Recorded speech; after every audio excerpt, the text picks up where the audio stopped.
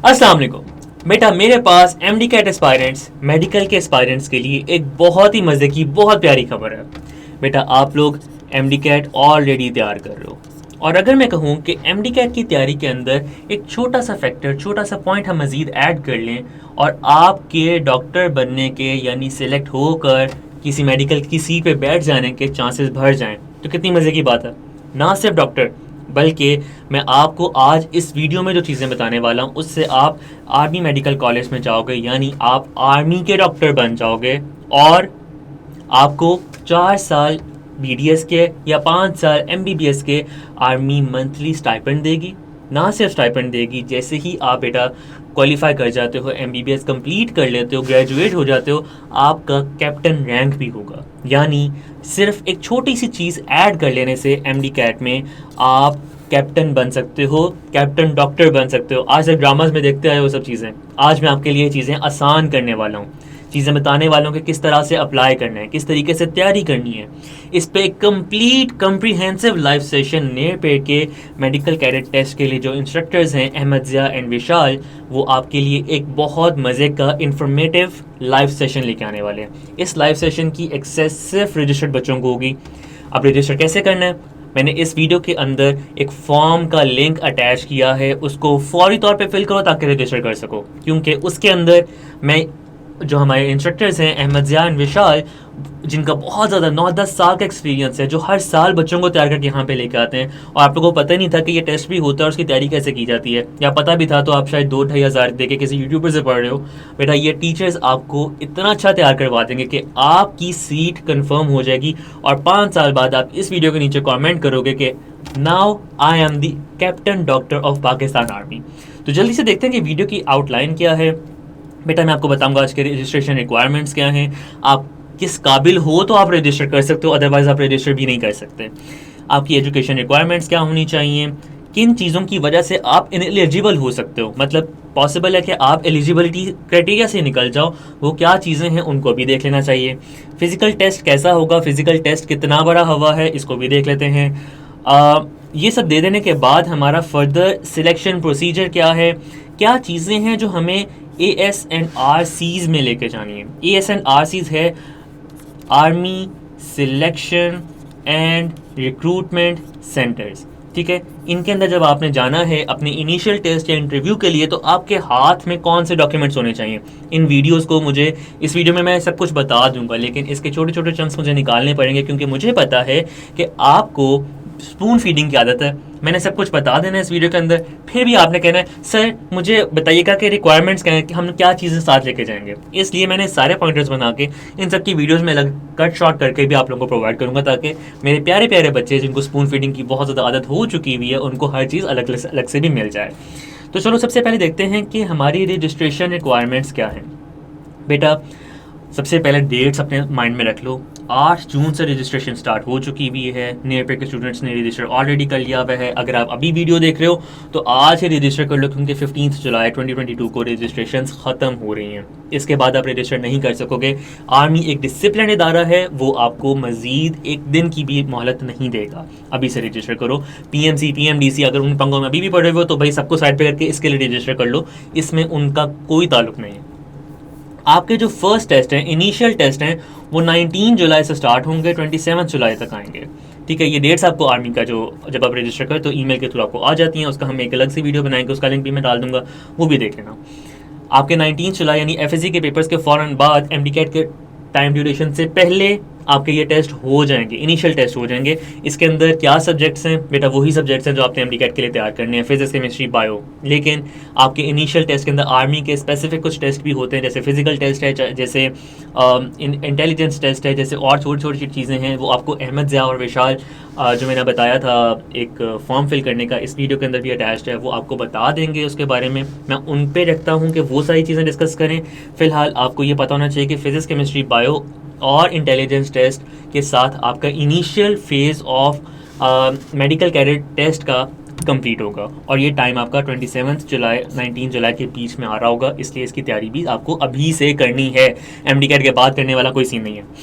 अच्छा जी, एज 17 से 21 तक होनी चाहिए। अगर आप 17 से छोटे हो तो आपके पास 3 मंथ्स की आपके पास रिलैक्सेशन है, मतलब अगर आपकी बर्थडे 3 मंथ्स तक हो और आप 17 के हो और आप अभी अप्लाई कर रहे हो तो आप कर सकते हो, क्योंकि आपको आर्मी ऑलरेडी रिलैक्सेशन दे रही है।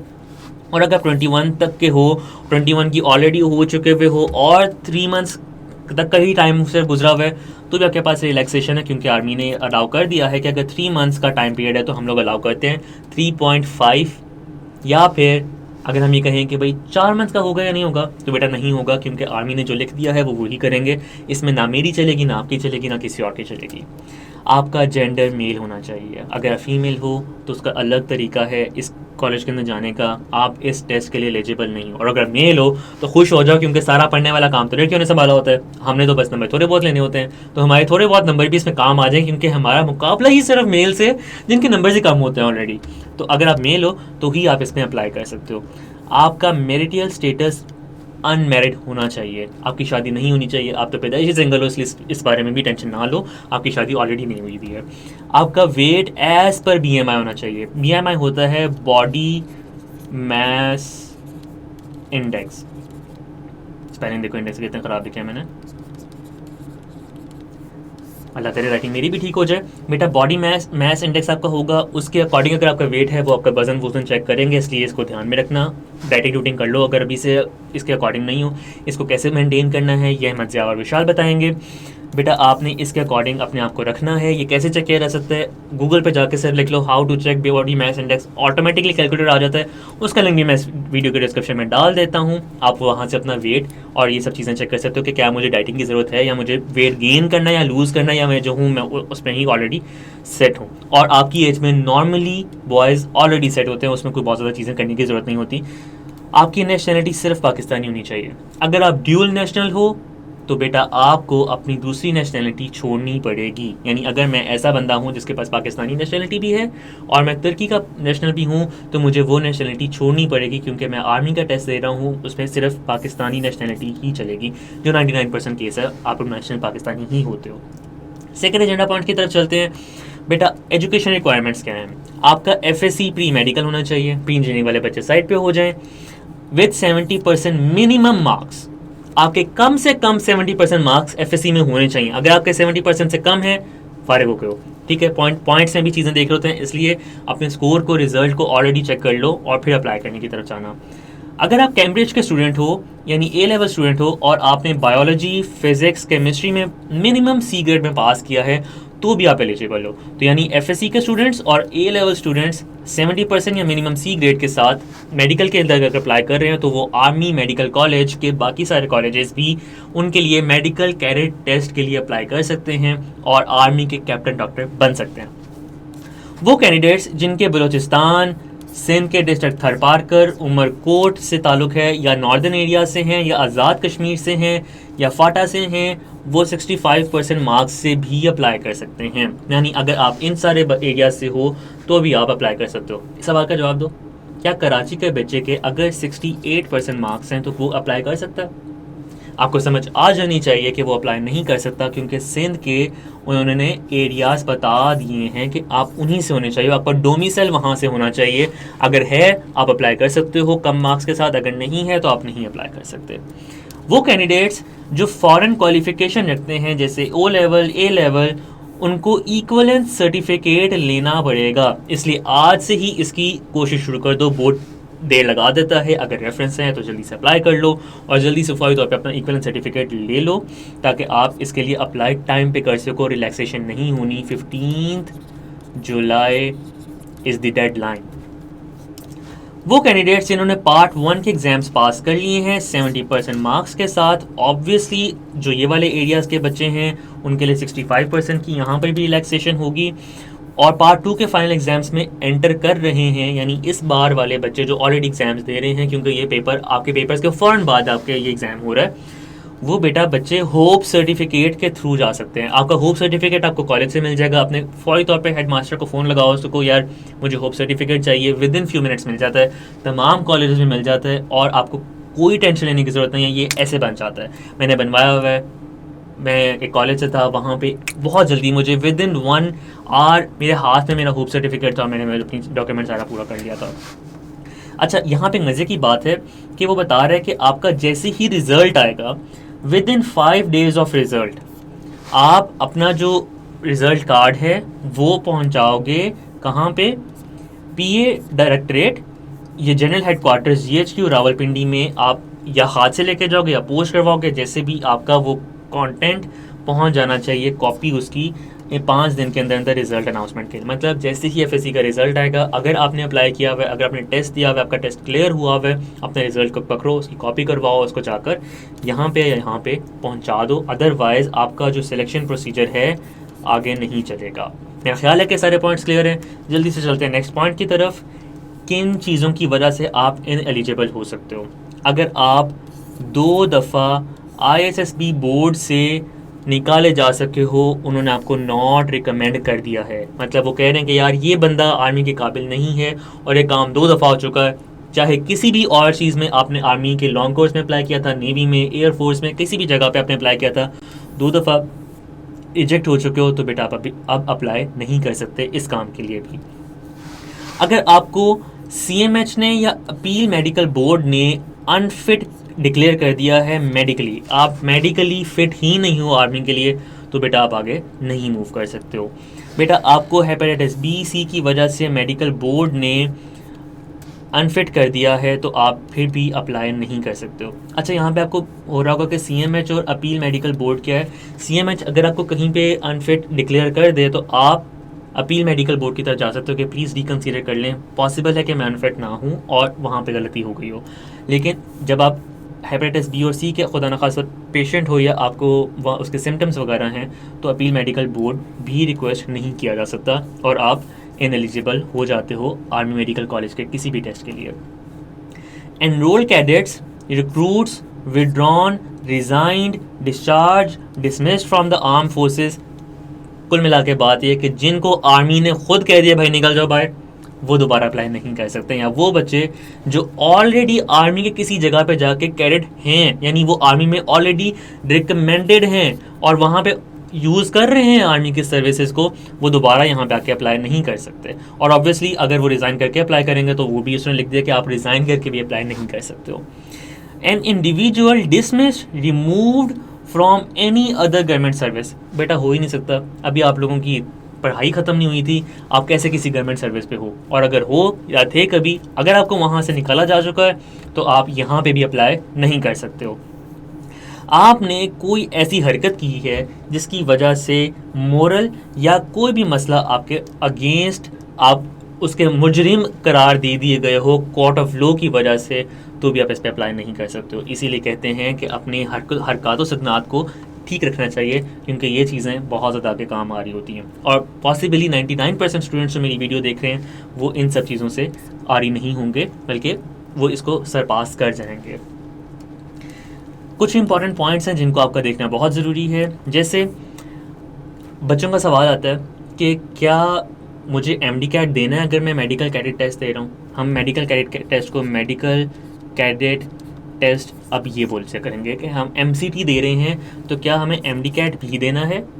तो बेटा एमडी कैट देना मस्ट है, क्योंकि आपको उन्होंने यहाँ पे लिख दिया है कि मैंडेटरी है, लाजिम है कि आपने एमडी कार्ड जो है वो दिया हो, ठीक है, और करंट एमडी कैट दिया हो। यानी अगर आप एमसीटी की तैयारी कर रहे हो, मेडिकल कैडेट टेस्ट की तैयारी करो, तो ऐसा पॉसिबल नहीं है कि आपको क्या ठीक है मेरी छुट्टी हो गई, मैं एमडी कैट की तैयारी अब नहीं कर रहा हूँ। आपको एमडी कैट भी देना है और 65% मार्क्स के साथ पास भी करना है।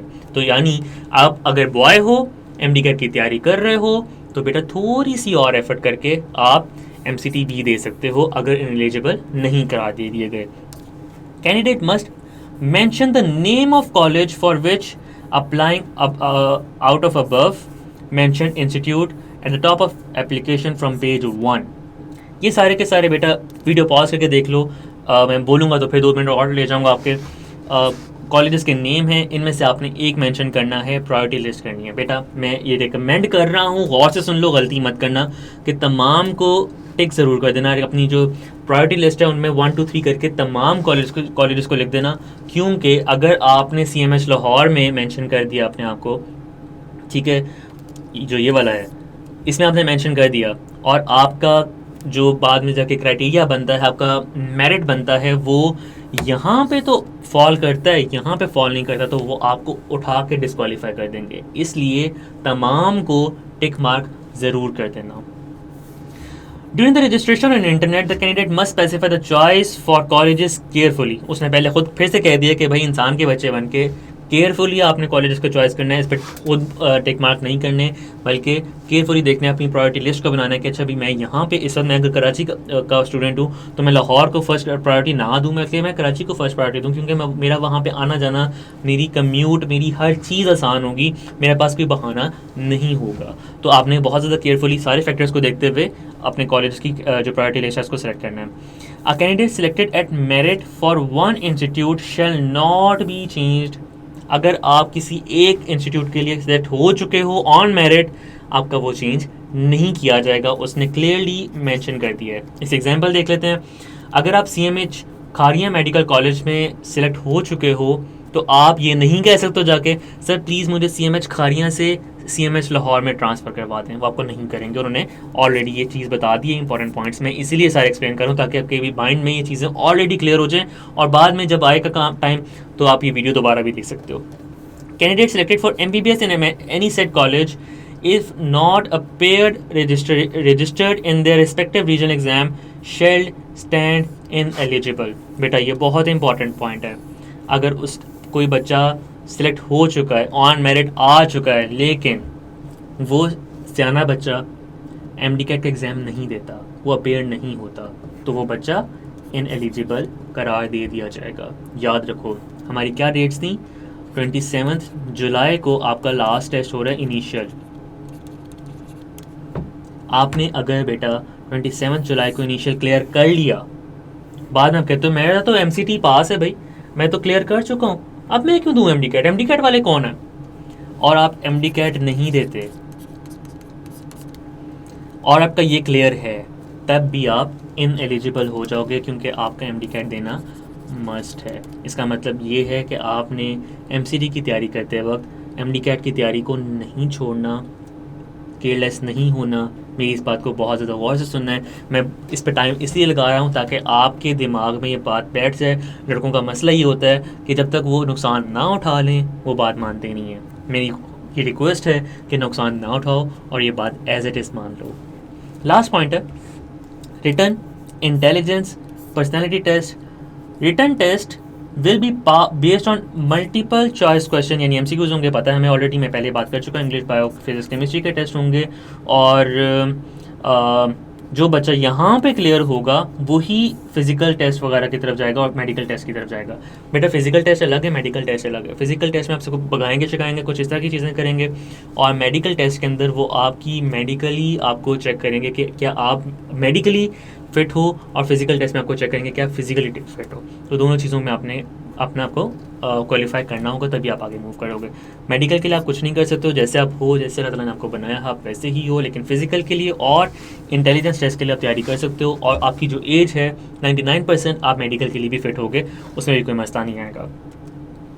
फिज़िकल टेस्ट भी होगा क्या, आपको 1.6 किलोमीटर्स 8 मिनट में भागना होगा। ठीक है, तैयारी करो। कैसे तैयारी करोगे, अभी से तैयारी कर सकते हो, टाइम वेस्ट नहीं होगा। सुबह उठो, जाओ, जाके भागे दौड़े लगाओ, अपने किसी करीबी पार्क में चले जाओ, अपने आपको वैसे भी फिट रखो। अगर आप फिट हो गए तभी आप किसी भी टेस्ट के लिए तैयार हो सकते हो। घर में बैठ के बेड से लग के कोई बच्चा तैयारी नहीं कर सकता। पुशअप्स लगाने पड़ेंगे भाई 15-2 मिनट में, ये तो हम लोग कॉलेज में कर लेते होते थे, आप लोग भी कर सकते हो। सिटअप्स यानी उठक बैठक आपको करनी पड़ेगी 20-2 मिनट के अंदर। आपको 1 पुलअप करना पड़ेगा और ये 3 रेपिटेशंस में आपसे करवाएंगे 2 मिनट के अंदर। मतलब 1 पुलअप करवाएंगे और आपको ये 3 दफ़ा करवाया जाएगा आपसे। डिश क्रॉसिंग भी 7.4 फीट की और 4 फीट डीप डिच आपसे क्रॉस करवाई जाएगी, यानी आपको एक पॉइंट से दूसरे पॉइंट की जिनकी जो डिस्टेंस है आपस में वो इतना होगा, आपको उसको जंप करके क्रॉस करना पड़ेगा।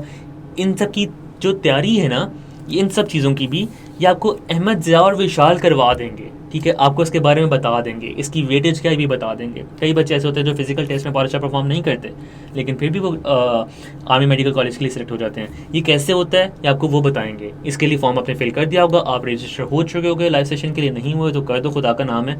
बाद में मत कहना कि मेरा साल भी ज़ाया हो गया, मैं एमडी कैट भी नहीं दे सका, मैं एमसीटी भी नहीं दे सका, क्योंकि मैं एक नॉन सीरियस आदमी हूँ। बेटा अभी टाइम है, अभी से इन चीज़ों को सीरियसली देखो।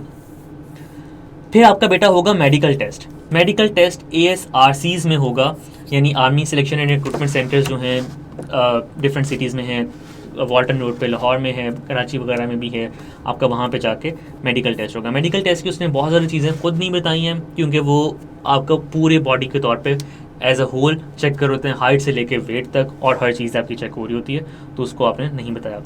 जब भी आप ASRCs में जा रहे हो, मैंने बताया था आर्मी सिलेक्शन रिक्रूटमेंट सेंटर्स में जा रहे हो, तो बेटा आपने ये डॉक्यूमेंट्स अपने हाथ में रखने हैं। कौन से डॉक्यूमेंट्स हैं? एक आपकी अटेस्टेड फोटोकॉपी होनी चाहिए, किसकी? मैट्रिक सर्टिफिकेट की। लिखते जाओ इसको, ताकि और चेक मार्क करते जाओ, लिख के सिर्फ लिखना नहीं है बेटा, भूल जाओगे। मेरा जब इस टेस्ट के लिए गया था, मैं लिटरली अपनी पिक्चर्स घर भूल गया था, क्योंकि वो दूसरी फाइल में पड़ी हुई थी, जो कि बहुत सिली मिस्टेक है। मुझे फिर वहाँ पे करीब ही लाहौर में वॉल्टन के बिल्कुल पास एक सेंटर है, मुझे वहाँ से पिक्चर्स लेनी पड़ी थी, उनको टेस्ट भी करवाना पड़ा था। आपने गलती नहीं करनी, एक पेज पकड़ो अभी, उन सब पे सब मार्क करते जाओ, और जो जो चीज़ें अपनी फाइल में रखो उनको क्रॉस करते जाओ, ताकि कोई चीज़ गलती से भी ना रह जाए। अटेस्टेड फोटोकॉपी मैट्रिक सर्टिफिकेट की होगी। ओ लेवल्स ए लेवल्स है, मैंने पहले बताया था कि इक्वलेंस आपको रखनी पड़ेगी। एक अटेस्टेड फोटोकॉपी आपको CNIC या बी फॉर्म जो आपका इशू हो चुका है उसकी रखनी पड़ेगी। एक अटेस्टेड कॉपी आपको FSC पार्ट 1 के मेडिकल सर्टिफिकेट की, होप सर्टिफिकेट की और रखनी पड़ेगी। और अगर आपका वो हो चुका है FSC पार्ट 2 के बच्चों, आपने ऑलरेडी अपने एग्जाम्स दे के रिजल्ट ले लिया हुआ है, गेन कर लिया हुआ है, तो FSC पार्ट 2 के होंगे होप सर्टिफिकेट, उसमें यूज़ आपको करना नहीं पड़ेगा। Attested passport size photograph must be paste on application form. आपको अपनी एप्लीकेशन जो फॉर्म है उसके अंदर रखनी है एक पासपोर्ट साइज पिक्चर। कौन सा बैकग्राउंड? ब्लू बैकग्राउंड होता है, हमेशा होता है, आपने उसी को यूज़ करना है, यहाँ पे मेंशन नहीं किया हुआ। ब्लू बैकग्राउंड नॉर्मली यूज़ कर रहे होते हैं ये लोग। Candidate who have cleared FSC part 2 will produce 1 attested photocopies of detailed mark sheet, यानी आपने अपने DMC क्या होता है, आपने अपना जो रिजल्ट कार्ड है ना, जो आपको सेकेंड ईयर का रिजल्ट कार्ड मिला हुआ है, उसकी अटेस्टेड कॉपी भी अटैच कर देनी है। Candidate will deposit closed postal orders of ₹100, ये 1000 नहीं है, 10,000 नहीं है, 100 रुपये है, लाल वाली जो पत्ती होती है ना वो। In favour of director general personal administration, यानी DGPA जो है उसको आपने, और GHQ जो रावलपिंडी है उसको आपने एक क्लोज्ड पोस्टल ऑर्डर देना है। मतलब क्या होगा, ये जाके आप अपने किसी बैंक में चले जाना आसपास, अगर फादर वगैरह का कोई बैंक ऑलरेडी है जिसमें वो अकाउंट्स हैं तो उधर चले जाओ, आप 100 रुपये पकड़ाओगे, आपको वही डॉक्यूमेंट ये पकड़ा देंगे जो आपने सबमिट करवाना है उसके साथ। अच्छा बेटा, पे ऑर्डर बैंक ड्राफ्ट नहीं चलेगा, इसको उन्होंने ऑलरेडी मेंशन कर दिया हुआ है। आर्मी के जो सिलेक्शन सेंटर्स होते हैं, यहाँ पे बच्चे सबसे ज़्यादा गलती वो करते हैं जो ऑलरेडी चीज़ें मना कर दी गई हैं, जिन पे उसने ऑलरेडी लिख के कह दिया कि ये चीज़ नहीं होगी। जब आप वो चीज़ लेके जाते हो ना, तो उनको सही वाली चेड़ छोड़ती है, और वो कहते हैं कि यार ये बच्चा आर्मी के लिए एलिजिबल नहीं है। तो आप इसको आर्मी का टेस्ट ही समझो, आसान टेस्ट है, लॉन्ग कोर्स की तरह बहुत ज़्यादा मुश्किल नहीं है, फिजिकल की बहुत सारी चीज़ें नहीं हैं, फिजिक्स केमिस्ट्री बायो के आसान छोटे छोटे MCQs होते हैं जो आपको पास करवा रहे होते हैं। लेकिन बेटा इस सब के लिए अपने आप को तैयार रखो कि आपने जिस तरह उन्होंने चीज़ें बताई हैं उसी तरह से ही मेंशन करनी है, उसी तरह से ही चलनी है। जब आप ये सब कुछ कर लेते हो तो आपका फर्दर सिलेक्शन प्रोसीजर शुरू हो जाता है। शॉर्ट लिस्टेड कैंडिडेट्स, यानी वो कैंडिडेट्स जो कि शॉर्ट लिस्ट हो चुके हैं फ्रॉम इनिशियल टेस्ट, उन बच्चों को इंटेलिजेंस टेस्ट के लिए, पर्सनैलिटी टेस्ट के लिए GHQ में बुलाया जाएगा, उनको नोटिस भेजा जाएगा कि वो वहाँ पे अपीयर हों, ठीक है। फिर बेटा होगा ये कि आपके कॉल अप लेटर्स वगैरह निकलेंगे, आपको मेडिकल एग्जामिनेशन और रिकमेंडेड कैंडिडेट्स की करवाई जाएगी दोबारा से CMH से। फाइनल सिलेक्शन GHQ अपने कैंडिडेट्स की ओवरऑल परफॉर्मेंस पर करेगा। यानी समराइज़ करता हूँ सारी चीज़ को, आपने इनिशियल टेस्ट तैयार किया, इनिशियल टेस्ट दिया, अगर आप उसमें शॉर्ट लिस्ट हो चुके हो तो आपको इंटेलिजेंस टेस्ट, पर्सनैलिटी टेस्ट के लिए बुलाया जाएगा। इसमें भगाया नहीं जाएगा, इसमें इंटरव्यू करवाया जाएगा। इंटरव्यू कैसे तैयार करना है, क्या आपका इंटरव्यू ऑलरेडी तैयार है? आपका इंटरव्यू ऑलरेडी तैयार नहीं है। कुछ चीज़ें होती हैं जिनको बहुत ज़्यादा फोकस में रखना पड़ता है। आर्मी का इंटरव्यू है, आसान बात नहीं है। इसके लिए आपको अहमद ज़िया और विशाल क्लियरली डिस्क्रिमिनेशन बता रहे होंगे, डिस्क्राइब कर रहे होंगे हर चीज़। आपने उनका लाइव सेशन ज़रूर अटेंड करना है। तो बेटा आपका personality test, intelligence test Ahmad Zia और विशाल तैयार करवा देंगे। और ये बहुत इंपॉर्टेंट टेस्ट है क्योंकि आपकी सारी की सारी सिलेक्शन इसी जगह पे हो रही है। मेडिकल वो जो आपका इनिशियल टेस्ट है फिजिक्स केमिस्ट्री बायो, तकरीबन सब बच्चे पास कर लेते हैं, बहुत आसान एमसीक्यूज आते हैं। जो ये आपका वो दूसरा टेस्ट है, फिजिकल टेस्ट है, वो भी बहुत सारे बच्चे पास कर लेते हैं क्योंकि बहुत आसान टेस्ट है। इतना दौड़ भाग हम लोग ऐसे ही लेते हैं। और जो बेटा मेडिकल टेस्ट है उसमें भी बहुत कम बच्चे निकल जाते हैं, वो भी सिर्फ बीएमआई और हाइट वगैरह की वजह से निकलते हैं। उसमें किसी का कोई दोष नहीं है, ना वो कोई कुछ कर सकता है उसके लिए। तो बेटा आपकी असल सिलेक्शन होनी इस बेस पर है कि आपका इंटरव्यू किस तरह का होता है। और इंटरव्यू तैयार करना किसी अक्लमंद इंसान से आपके लिए बहुत ज़्यादा ज़रूरी है। और बेटा जो लास्ट आपकी मेडिकल टेस्ट होगा और आपका जो ये इंटरव्यू होगा उसकी बेसिस पर, और ओवरऑल आपके डे 1 से लेके अब तक के पूरे कंडक्ट पर एक एक चीज़ नोट की जा रही है आर्मी मेडिकल कॉलेज के टेस्ट के लिए। इवन आपका टेस्ट ड्यूरेशन में जो डिसिप्लिन है, एक एक चीज़ नोट की जा रही होती है। उस पूरी परफॉर्मेंस की बेस पे आपकी फ़ाइनल सिलेक्शन होगी। यहाँ तक थी बेटा बात सारी जो हमारी आउटलाइन थी उसकी, कि सब चीज़ें किस तरह से हो रही होती हैं। अब नेक्स्ट वीडियो जो है जिसका लिंक मैं साथ आपके साथ अटैच कर रहा हूँ, शेयर कर रहा हूँ, उसके अंदर मैं आपको बताऊँगा कि किस तरीके से आपने फॉर्म फिल करना है, फॉर्म में क्या गलतियाँ नहीं करनी है। छोटी सी वीडियो की इसमें सब कुछ हो जाएगा। ये वीडियो तकरीबन 26 मिनट पे जा चुकी है, तो मैं इसको सिर्फ आपको छोटा सा पॉइंट देके आपसे इजाज़त लेता हूँ। और वो पॉइंट है कि बेटा आपने तैयारी कैसे करनी है। आपके पास सब दो चीज़ें हैं, एमडी कैट और मेडिकल कैडेट टेस्ट। इनमें आपका फ़िज़िक्स, केमिस्ट्री, बायोलॉजी और इंग्लिश कॉमन है। ये वो सब्जेक्ट्स हैं जो आपके ऑलरेडी दोनों टेस्ट में कॉमन है। जो चीज़ें कॉमन नहीं हैं वो फ़िज़िकल टेस्ट है, आपका इंटरव्यू है और आपका इंटेलिजेंस टेस्ट है। इसकी तैयारी कहाँ से करनी है, क्योंकि ये तो आप ऑलरेडी तैयार कर रहे हो, और इसकी तैयारी आपको करनी है ताकि आप इसके लिए एलिजिबल हो सको और इसको क्लियर कर सको। तो बेटा ये टेस्ट आपको, मैं जिन दो बॉयज़ का बहुत ज़्यादा दफ़ा नाम ले चुका हूँ अभी, यानी अहमद ज़िया और विशाल, ये आपको ये दोनों टेस्ट तैयार करवाएंगे। ये कहाँ पे अवेलेबल हैं? ये नियरपेड के प्लेटफॉर्म पे अवेलेबल हैं। ये आपको इस पूरे टेस्ट की अच्छी तरह से तैयारी करवाएंगे। पिछले 9 साल से इन्होंने दर्जनों बच्चे, बल्कि सैकड़ों बच्चे तैयार करके रिकमेंड करवाए हुए हैं। इनकी तरफ से तैयारी करने वाला बच्चा बहुत ज़्यादा चांसेस होते हैं कि वो रिकमेंड हो जाए। और बेटा आपको नियरपेड के अलावा कोई प्लेटफॉर्म नहीं मिलेगा इस टाइम पे जो दोनों इन टेस्ट को एक साथ एक हेडर के अंदर तैयार करवा रहा है। आपके साथ होता क्या है, ज़्यादातर बच्चे क्यों फेल हो जाते हैं? एमडी कैट के लिए वो अलग अकेडमीज़ में जा रहे हैं, एमसीडी के लिए अलग अकेडमीज़ में जा रहे हैं। दोनों टेस्ट एक ही टाइमलाइन के अंदर हो रहे हैं। यही आपका बन जाता है मकसद फेल हो जाने का, क्योंकि 6 घंटे आपने यहाँ पे लगा दिए, 6 घंटे आपने इनकी बातें सुन ली। तो बेटा जब दो अलग अलग लोग आपको अलग अलग जगह पे लेके जा रहे होंगे तो किस तरीके से तैयारी होगी। इसलिए एक ही हेडर के अंदर रहो जो कि नियर पेयर है। यहाँ से ही एमडी कैट तैयार करो। एक्सपीरियंस टीचर्स हैं, टॉपर्स वगैरह निकाल रहे हैं इतने सालों से, इस बार भी इंशाल्लाह निकलेगा कोई ना कोई टॉपर है हमारा। और एमसीटी भी यहीं से तैयार करो। ये भी एक्सपीरियंस टीचर्स हैं, 9-10 साल से पढ़ा रहे हैं और अपने जो स्टूडेंट्स हैं उनको सक्सेसफुल कर रहे हैं। मैं यही आपको रिकमेंड कर सकता हूँ। नंबर नोट कर लो और फौरी तौर पर काउंसलर से बात करो ताकि वो आपको बता सके कि किस तरीके से चीज़ें यूज़ करनी है। मैं ये नहीं कह रहा कि काउंसलर से परचेज़ करो, मैं कह रहा हूँ काउंसलर से बात करो।